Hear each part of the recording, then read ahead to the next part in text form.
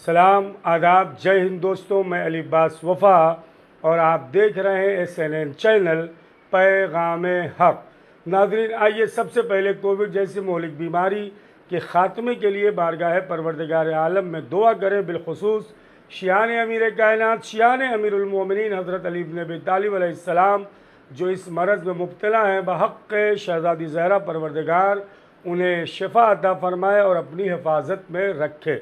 नाज़रीन, आज हम आपको ऐसी शख्सियत से रूबरू कराएंगे, ऐसी शख्सियत से मुलाकात कराएंगे कि इस ज़माने में जहाँ डिजिटल मीडिया बहुत ज़्यादा मशहूर है, लेकिन पैगम्बर इस्लाम, रसूलों के रसूल, पैगम्बरों के पैगम्बर हज़रत मोहम्मद मुस्तफ़ा सल्लल्लाहु अलैहि वसल्लम ने इरशाद फरमाया है कि इल्म दीन हासिल करना तुम पर वाजिब है।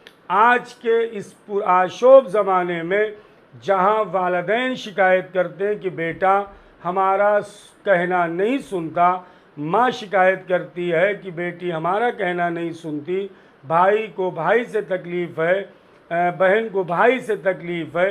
वजह यह है कि आज की इस पुरआशोब ज़माने में हम चाहते हैं कि हमारा बेटा इंजीनियर बने, हमारा बेटा डॉक्टर बने। यकीनन इंजीनियर बनना चाहिए, डॉक्टर बनना चाहिए।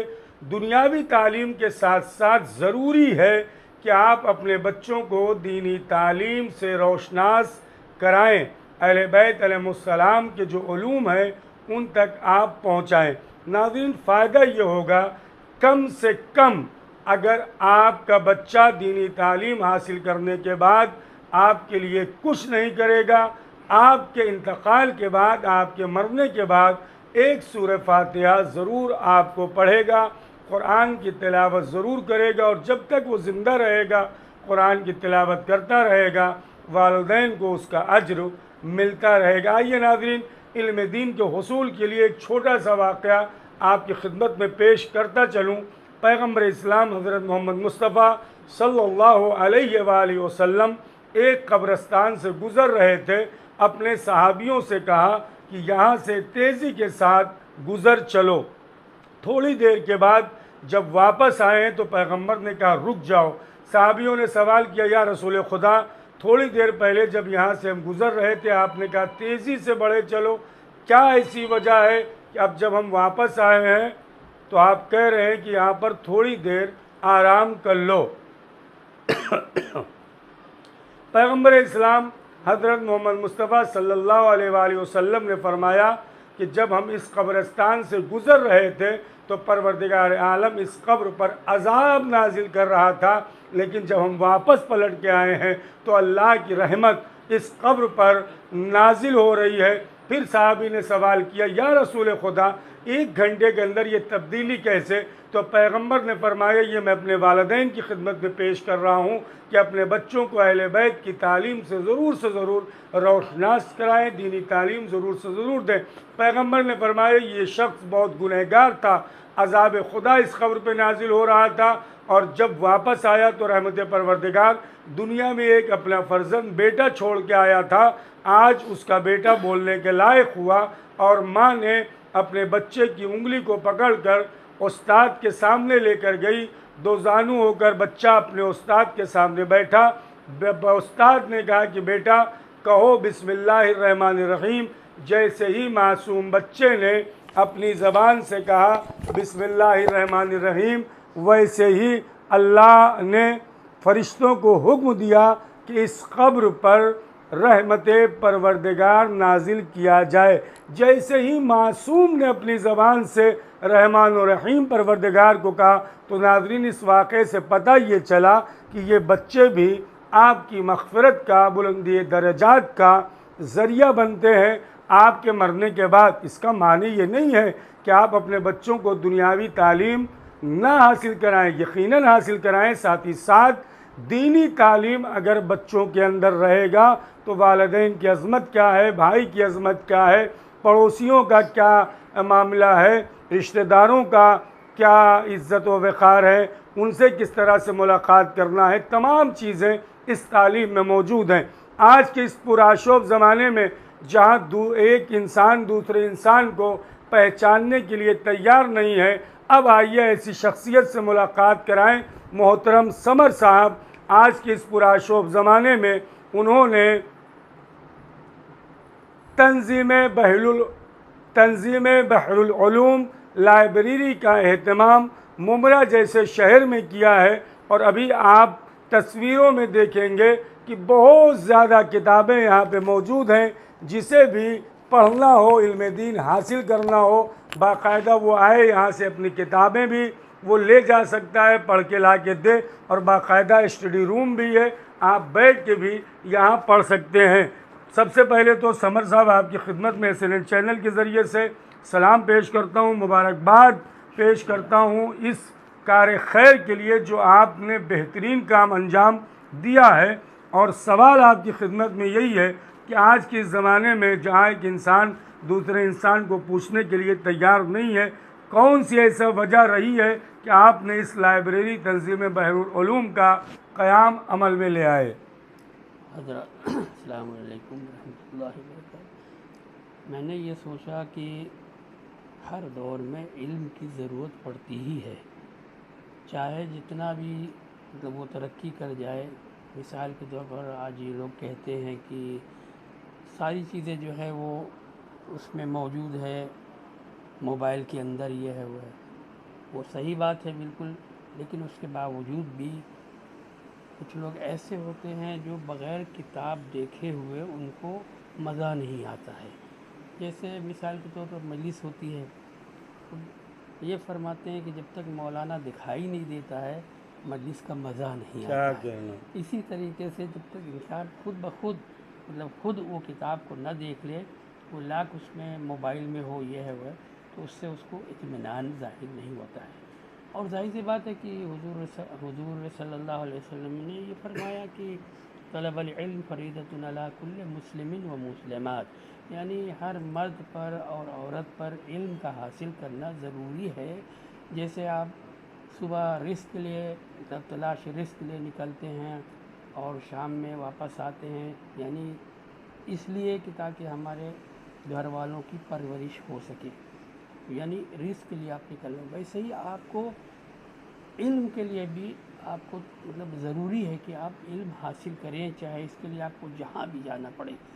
इससे पहले कि हुजूर की हदीस है कि वाला तलबुल इल्म वला बिस्सीन, अगर आपको चाइना यानी चीन भी जाना पड़े तब भी आप इल्म हासिल करिए। उस ज़माने में जाहिर सी बात है चाइना जो है बहुत दूर हुआ करता था, आज तो अमेरिका उससे ज़्यादा मतलब दूर रही है। तो इसलिए इंसान को चाहिए कि इल्म हासिल करे। इल्म ही के ज़रिए से उसको ये मालूम होगा कि हुकूक के वालिदैन क्या है, बाप का हक़ बेटे पर क्या है, बेटे का हक़ बाप पर क्या है, वालिदैन वो शौहर और ज़न का क्या क्या हुकूक हैं। और इसी से एक वाक़या मुझे याद आ गया, आपके सामने पेश कर दूँ। बिस्मिल्लाह। कि एक तालिब इल्म था जिसको उनके मुअल्लिम जो है बहुत ज़्यादा चाहते थे। तो बच्चों ने पूछा मुअल्लिम से कि कौन सी ऐसी बात इसमें खुसूसियत पाई जाती है कि जिसकी वजह से आप इसको ज़्यादा चाहते हैं, हम लोग भी तो उसी मकाम पर हैं।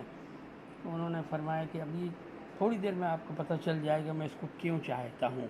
चुनांचे उसने कहा मैं इम्तिहान लेता हूँ, और उसने इस तरीके से इम्तिहान लिया कि सबको एक एक चिड़िया दे दिया जी। कि आप लेके जाइए और जहाँ कोई भी ना मौजूद हो वहाँ आप इसको ज़िबा कर दीजिए।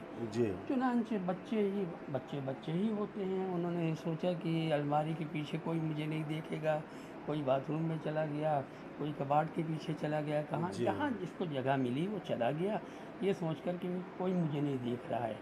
खैर उसके बाद ज़बह करके ले आए, तो वो जिसको बहुत चाहते थे वो मुअल्लिम, उसने मतलब वो ज़िबा नहीं किया, जिंदा लेके आया। जिंदा मतलब ज़िंदा लेकर आ गया। जी। तो उनसे पूछा भाई तुमने क्यों मतलब तुमने ज़बह नहीं किया? तो वो स्टूडेंट ने कहा, तालिब इल्म ने ये कहा कि भाई आपने शर्त रखी थी कि जहाँ कोई देखने वाला न हो वहाँ इसको कर लिया गया। तो मैं जहाँ भी गया हूँ वहाँ मुझे बज़ाहिर तो इंसान कोई नज़र नहीं आया, लेकिन एक ऐसी शख्सियत थी जो हर जगह मौजूद है, यानी उसका नाम अल्लाह है।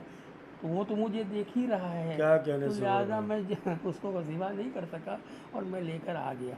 लिहाजा मेरा कहना मकसद ये है कि मैंने इसीलिए ये मुमरा में ये लाइब्रेरी क़ायम किया है, ताकि लोगों की दिलचस्पी इल्म की तरफ बढ़े, जी आएँ वो पढ़ें। और हर तरीके से मैंने सहूलियत भी दिया है कि भाई आप आइए, अगर आप मेंबर नहीं बनना चाहते मिसाल हो तो आप बैठ के यहाँ पढ़िए। उसके बाद अगर मेंबर बनना चाहते हैं तो मेंबरी फ़ीस है, उसको आप जमा कर दीजिए। उसके बाद आप 15 दिन के लिए किताब भी ले के जा सकते हैं, और उसके बाद आप 15 दिन के बाद वापस कर दीजिए किताब। इस तरीके से।